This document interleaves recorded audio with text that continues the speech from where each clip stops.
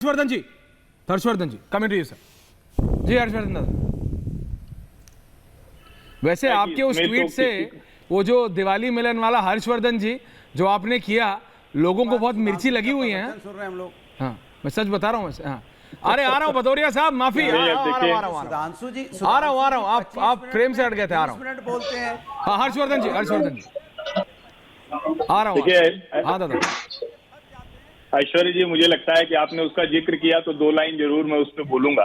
हाँ मुझे बड़ा आश्चर्य होता है और सचमुच इस बात को लेकर मैं चिंतित हो जाता हूं। क्यों? कि इस देश के पत्रकार कुछ ऐसी कुंठा और पीड़ा में हैं कि प्रधानमंत्री का दीपावली मिलन और पत्रकारों के साथ हंसते मिलते हुए भी उनको बुरा लगता है।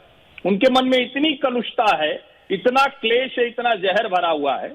और मैं तो कह रहा हूं कि जैसे प्रधानमंत्री ने दीपावली मिलन किया, सोनिया गांधी और राहुल गांधी को भी दीपावली मिलन करना चाहिए और सभी पत्रकारों को बुलाना चाहिए। और जिनको बुलाए वो जाए वहां और अच्छे से हंसते हुए फोटो भी खिंचाए। और मैं एक बात कहूं कि मैं जितने दीपावली मिलन है सब में रहा हूं, प्रधानमंत्री ने कोई ऐसा व्यक्ति नहीं रहा है जिसने आगे बढ़कर कहा हो कि हमें आपके साथ फोटो लेनी हो और उन्होंने इनकार किया हो। नंबर एक। दूसरा, जो शायद जिन पत्रकारों को भी अनुमान नहीं रहा होगा उनके बारे में भी उन्होंने वो हालचाल पूछा। तो ये संदर्भ मैंने इसीलिए लिखा क्योंकि मैं देख रहा था कि बहुत सी कलुषित टिप्पणियां हो रही थी।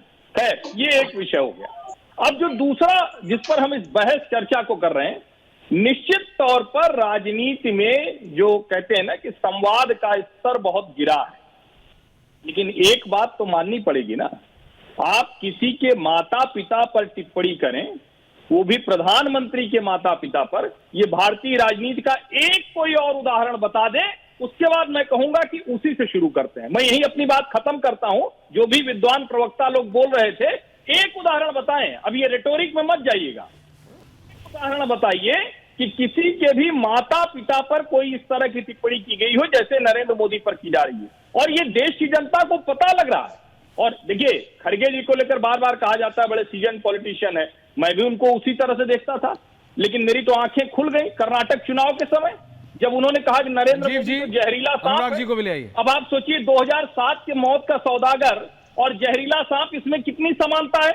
तो दरअसल जब एक तरह के अभ्यास वर्ग में ये लोग हैं, एक तरह के प्रशिक्षण में हैं, तो एक ही तरह की भाषा निकलती। और मैं फिर से कह रहा हूं, राजनीति में ये पहले ऐसा नहीं है। लोहिया जी भी नेहरू जी के लिए जाने क्या क्या कहते थे। वो अगर पूरे भाषण चला दिया जाए तो कई बार तो उस पर भी एक असहजता हो जाए और एक से एक आपस में वाद विवाद होते थे। लेकिन किसी के माता पिता पर टिप्पणी, किसी की नस्ल को लेकर, किसी की जाति को लेकर, किसी के रंग को लेकर, किसी के काम को लेकर ऐसी टिप्पणी, अमर्यादित टिप्पणी जैसी प्रधानमंत्री नरेंद्र मोदी के खिलाफ की गई है, ऐसी आज तक किसी के खिलाफ स्वतंत्र भारत के इतिहास में नहीं की गई। और इसीलिए जनता प्रतिक्रिया देती है, वो लोकतांत्रिक तरीके से देती है।